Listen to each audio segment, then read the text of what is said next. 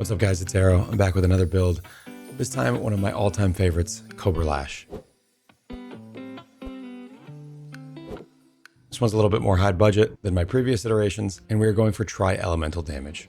It's very fast, got great recovery, great clear, good defensive layers. It can definitely do tier 17s. I didn't test it against some of the really high single target tier 17 strats like Rogue Exiles, but as far as blasting maps, it does a phenomenal job. Using tri-elemental damage has a couple of advantages over chaos. Tri-ele allows you to get some shocks, some chills, some freezes, and it allows for the use of Oath of Winter. We're stealing Oath of Winter from Warden, allowing us to get freezes on big endgame bosses. Tri-ele damage also allows for the use of Trinity. Trinity is a very powerful support gem that fits right into this build. The build through Svalin ends up with 90 block and 89 spell block, which feels phenomenal to play with, on top of 78 dodge chance and a handful of armor. While mapping, you essentially recover infinite life per second due to all of your life gain on hit and instant leech procs from your claw. The way that Cobra Lash works is you fire projectiles into a pack, and each projectile has a chance to chain up to 13 times in the case of our particular build, meaning each one of those enemies will get hit and provide instant leech and life gain on hit. It's actually incalculable how much life you'll gain while mapping, and on single target, I think you get somewhere around 1600 life per second. This build does layered defenses really well. You have a 90% chance to block, but if you don't block that 10%, 78% of those are going to get evaded. If you don't evade, you then have somewhere between a 0 and 40% chance to avoid the damage from the hit from your elusive granted by Nightblade. We scale a bunch of elusive effect to make the number much much higher. On the spell side of things, you have an 89% chance to block. If you don't block, you have a chance to avoid it from elusive as well. And if you don't avoid it from elusive, you have a 100% chance to suppress the damage. In practice, this means every once in a great while, you'll get one shot, but most of the time, you never see your health move. That's why we have a ridiculous number of effective HP, somewhere around 500,000 in PoB, and it really does play like that. Now, however, if you do a map that has less block on it, which I highly recommend you avoid, you will get hit a lot more often. Really, the only map mods this build shouldn't run are no leech and less block. The rest can be handled either with a flask swap or just run normally. Again, this build was not necessarily cheap to put together. As we get later in the league, I tend to spend less time trying to make things really cheap and more time just having fun with the currency that I've made over the last month. I know a lot of people will see that there's a Mage Blood in this build and immediately turn their heads, but I actually built this PoB without the Mage Blood, so it's definitely doable without it, but you're going to lose a significant amount of speed. You could make a couple of small changes, drop in a Tides of Time belt, get a little bit of generation on the tree, probably from the Careful Conservationist wheel, and take Flash Charge on crit, and have full uptime of your flasks. It's a budget version of something that's going to feel pretty similar to the Mage Blood, obviously less power. So let's jump in game and talk about the gear, how everything works, and get you playing. Hey, I'm doing a subathon right now over on my Twitch, twitch.tv/AER0___. Stop by and say hello and see what we're working on. All right, back to the good stuff.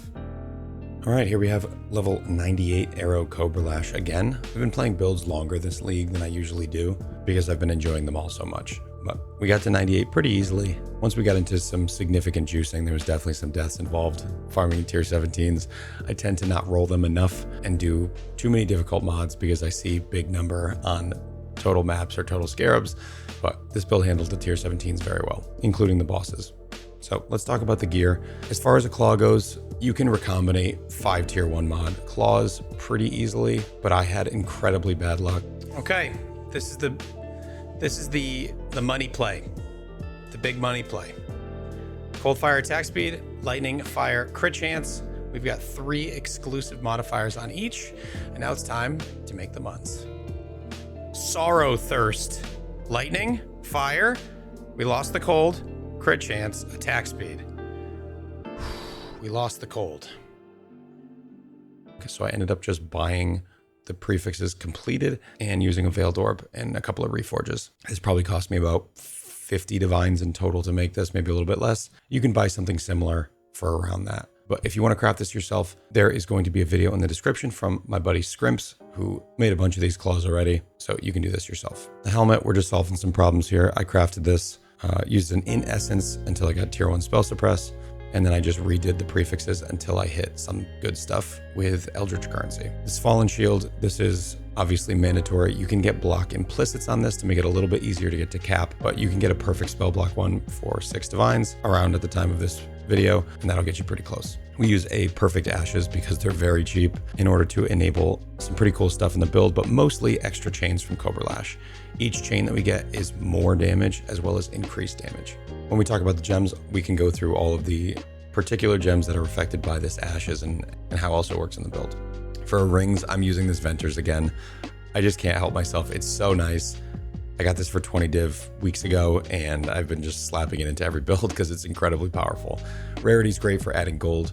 This has got a ton of res, a little bit of life, and mana reservation efficiency is phenomenal. Now, if you want to play this build, obviously you're not going to be able to buy this Venters. Get one with a little bit less life and res on it, and you'll be able to buy it for a divine.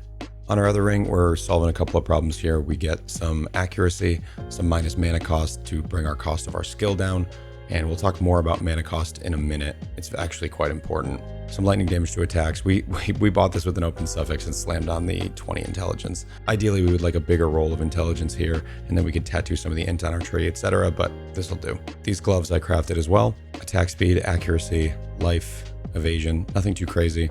We got 7 spell suppress. You got to make sure that you get to 100% spell suppression in order for your ancestral vision to work. We got one with reservation efficiency, not totally necessary. It was just a pretty good deal. I was actually looking for maim, and this one had both, so I just bought it. If you take this off, it only drops us down about 10 mana, and this would still be more than enough. So you got to be at spell suppress cap in order to enable that jewel. More on that in a second. Lastly, on the gloves, I have 2 rage on attack hit here. You can just get 1. I got 2. It's a little bit more expensive to get an exquisite Exarch mod, but getting 2 rage on hit means you ramp faster on bosses. It just feels a little bit nicer. On our boots, we get some ailment immunity. I used an essence here until I got a tier 1 res, obviously on a pair of fractured boots. I used Eldritch Currency on the prefixes until I got life, and then I used 1 Veil Orb. I got lucky, I didn't take away the life. We don't need the avoid being chilled, but it gave us movement speed, so we were happy with it. As far as the prefixes go, action speed is phenomenal. And then I have avoid being poisoned here. You can get avoid being poisoned on a jewel, and then you can also get dex tattoos that allow you to avoid being poisoned. Like it's here. So I have 50% on the jewel, 1 tattoo, and this implicit at tier 3 gets me 100% chance to avoid being poisoned. Solving things like poison make this build feel way tankier. Now, you don't need a perfect 50% jewel like I happen to have. You can just use 1 more poison tattoo. So the chest, this might be the biggest mistake I've ever made. I spent around 60 divines getting the block to perfect. I got incredibly unlucky. I didn't really need it to be 10 because I could have just gotten a jewel that had 3% block here, but I figured I would try it. I bought the chest itself for 1 divine with no implicits on it. You're basically just looking for life, evasion, spell suppress, and then useful suffixes like res or regen. This build has a decent amount of regen. We grab some on the ring, some on the chest, and then we have one of our flasks has 6% almost. So we are regenning almost 10% of our life per second, which is quite nice. That's going to help with things like ground dots and any other degens that get through. But I don't recommend that you go for a perfect 10 block here. You could try to solve it somewhere else. Let's talk about the belt. We have a Mage Blood. I had 600 divines and I was like, might as well use it. I put this build together without this, so it definitely is doable. But I figured, why am I going to let all my currency rot in my stash? Might as well use it. You can throw a Tides of Time in here and grab Careful Conservationist. So 4 points. I would probably recommend just dropping this Dagger Mastery Wheel here and then take Flash Charge on crit. You're critting so often that between that, a little bit of generation from the belt, and some extra charges gained here, you're going to have no problem sustaining your flasks. I would recommend, however, that you don't rely on a bismuth flask if you're going to go Tides of Time unless you do the math and you make sure that you have 100% uptime on it. It's definitely doable, but it's just something to think about. So our flasks, we want to get a Quicksilver, a Granite Flask for armor. This and Determination together pretty much solve the armor on the build. We don't really get any other armor anywhere else. You could go for armor and evasion bases, but since I'm not running Grace, I wanted to get as much flat evasion as I could. We have evasion on a bismuth. We have movement speed on our Onslaught Flask. Again, this gives us a ton of attack speed and move speed. And then again, this regen is really, really nice. I swap in a Reflect Flask for my Onslaught movement speed flask whenever I do Reflect maps, and it really makes me able to run a lot more maps, tier 16 and tier 17. So let's talk about the gems. Here in the helmet, we have our automation setup with Blood Rage and Molten Shell. So these are just kind of going off all the time. Blood Rage's degen does not matter to us because we have a good amount of regen. In our shield, this Fallen will trigger elemental skills. So we have a couple of cool elemental skills in here. We start with Flame Wall. Flame Wall gives us 78 to 117 added fire damage. And when you're fighting enemies and blocking, you are triggering flame walls all over the place. And with Ashes, we're allowed to have up to 5. So pretty much constantly blocking and constantly triggering these, which gives you a bunch of extra damage. We use a Frost Bomb to reduce enemies' life regen. And then we have an Ice Golem, which gives us a bunch of crit and accuracy. This is up pretty much all the time because we block so often. But if you put this build together and you don't get your block very high, this is not going to be, you're not going to be able to rely on this Ice Golem. In our boots, we have our aura setup. It is a Tempest Shield, Anger, and Determination. Link that with an Enlighten 4. There are ways to get more reservation. You could use an Enlighten 3, but it was just easiest for me to use a 4. In our gloves, we actually switched to Mark on Hit Assassin's Mark to get our crit up. As I found the Sniper's Mark, additional projectiles weren't really doing too much for us because we didn't really need any more clear. And then the damage from Assassin's Mark on top of getting power charges was about the same as Sniper's Mark. So this way our crit is much more consistent. And then we also get the life and mana on kill, which is pretty nice. We run a Herald of Ice in here because of course, and then a Frost Blink for secondary movement outside of Whirling Blades. The coolest tech of our gems is going to be this, the Sigil of Power. So Sigil of Power at level 20 costs a ton of mana to get going. The way it works is you put the sigil on the ground, and when you do, if you're standing inside, any mana that you spend will go towards the total needed to upgrade your Sigil of Power. You get a maximum of 4 stages. Of course, you start at stage 1, so it can upgrade 3 times. There's got to be a minimum of 1 second between stages, and stages are upgraded just by spending mana. So if you spend the proper amount of mana for 3 seconds, you'll have a max stages Sigil of Power. So what do we get at max stages? A level 1 Sigil of Power with a bunch of additional quality from Ashes and from Enhance gives us 24% less damage taken from enemies. It's basically better Fortify, but also against damage over time. It takes us 3 seconds while fighting to ramp this, but basically since you have a build that loves to stand still and face tank anyway because it has all this block, you just throw the Sigil of Power down and you just start going hammer time on the boss. Within 3 seconds, you will have reached the total. Do not level this up past level 1. It very quickly requires a lot of mana and it just doesn't work. That's part of the reason that we are keeping our mana cost relatively high, because we actually do want to spend mana for Sigil of Power. So not only do we get less damage taken, but we get another 100 plus flat lightning damage. Once you put the Sigil of Power down, it has an 18-second duration, partially due to more duration support. So the first 3 seconds of ramping, then you have 15 seconds of full damage uptime and full defensive uptime. I find this to be phenomenal for fighting bosses. So then our main skill here, we have 2123 Cobra Lash. This was 10C. And then we get extra quality, which gives us more chains. After that, elemental damage with attacks, Trinity support, inspiration, Nightblade, and Awakened Chain. Awakened Chain is not the most damage ever, but it is a significant amount of damage, I think maybe 20%, and it also gives us more chains for clear. All right, quickly talk about the Ascendancy. This one's kind of a no-brainer. +1 chain and chain with terrain feels amazing, particularly in tier 17s. You fire around corners and 30% of your projectiles will chain off the wall and go around the corner, and you don't even have to be within eyeshot of enemies if you're fighting some particularly strong enemy. 2 additional projectiles gets us to 5. That feels great. Gathering Winds, speed, and then Focal Point gives us a ton of mark effect. It also makes it so our mark transfers to another enemy when the marked enemy dies. Particularly for Assassin's Mark, that's great because we get life on kill. 600 life when we kill an enemy, and every time that enemy dies, it transfers the mark to another enemy and we get more life again. This is super powerful. We don't really need the recovery while mapping, but it's just another layer of recovery. So the jewels and the tree, we grabbed this jewel just to get us to cap.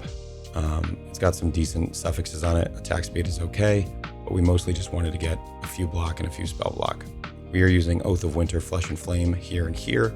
Oath of Winter feels phenomenal. It freezes enemies, including uber bosses. It slows them to 50%. It makes it so their attacks are very, very dodgeable.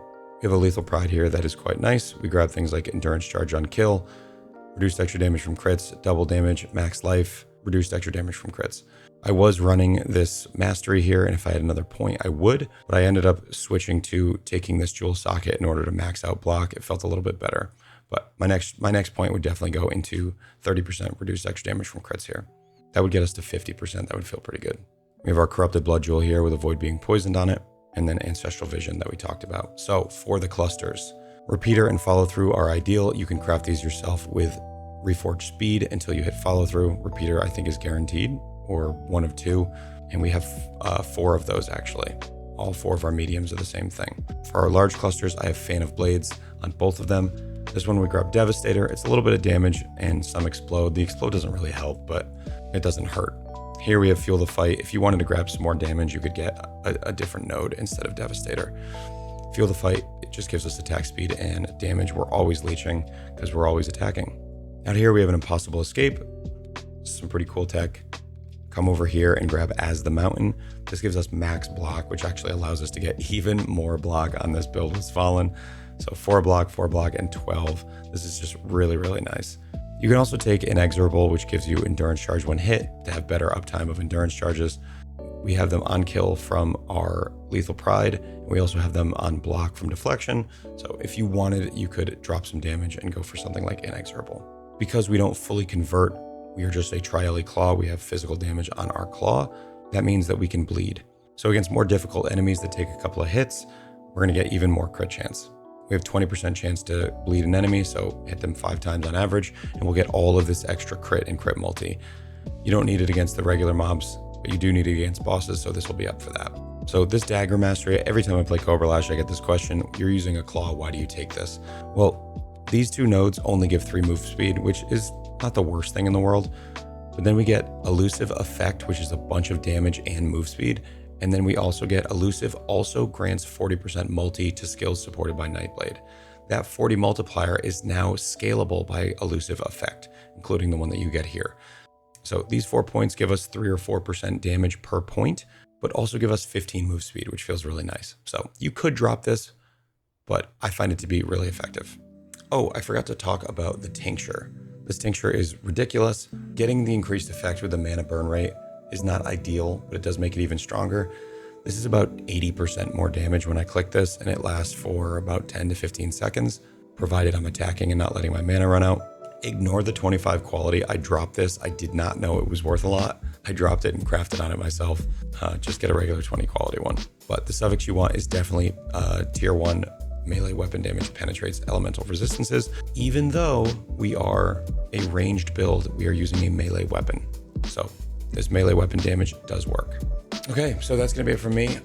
Thank you for watching. I am in the middle of a subathon right now, so definitely stop by the stream and say hello. Twitch.tv/AER0__. I'm live every single day. If you enjoyed this type of content, make sure you like, comment down below, and subscribe to the channel. I appreciate each and every single one of you. Thank you for watching, and as always, take care.